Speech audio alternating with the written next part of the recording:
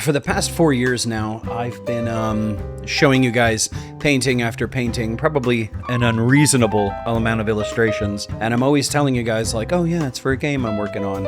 And obviously no one's seen the full game yet because it has to be built. So I thought it'd be worth talking about like why I decided to make a game in the first place. So I've been a tattoo artist now for the majority of my adult life, and I love it. I don't ever see myself like walking away from tattooing.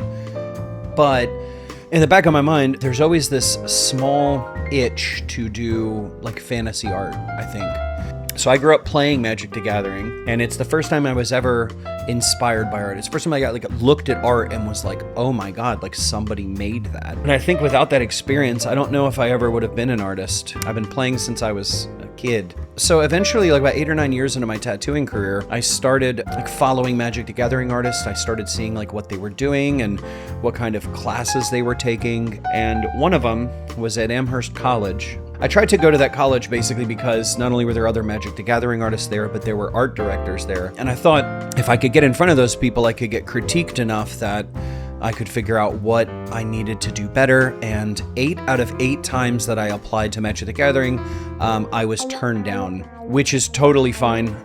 Everybody needs to be critiqued, and I think eventually it just made me better. Now, during that time that I'm trying to be able to do magic art, I had kickstarted a game called Gloomhaven. And Gloomhaven's like this massive campaign game, and it's supposed to take you like a year to year and a half to get through. I bought it, and then I invited 2 of my buddies to come play, and we played every single week for like a year and a half. The thing that stuck with me, I think, wasn't like any type of mechanic. It was just the fact that we were getting together every week. Now, you can get together with your friends and drink and do whatever, but this was neat because we had like an intentional goal together. We had a problem to solve together. When the game finished after a year and a half, I really missed it. It was like a weird, like bad breakup. And I knew that I wanted to give that same experience to other people.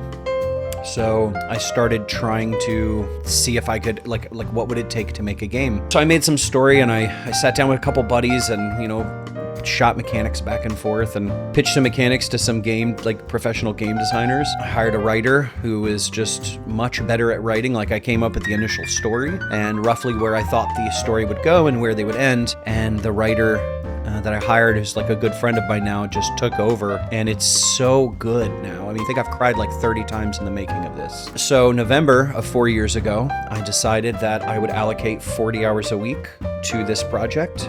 So I start at like 4:35 in the morning every day. I wake up, I work, I go tattoo, and then I come home and I paint. I think I've done like almost 1,000 paintings at this point. And one of the big things that I really wanted, that I felt Gloomhaven was missing, was a really deep story, something insanely cinematic that takes you on like a really beautiful journey. And I'm not stopping until it's like the next Harry Potter, the next Star Wars. At least that's my goal. And I thought it'd be cool to make like a documentary series about this and just kind of see what you guys thought about making the process instead of just showing illustrations all the time about how it started.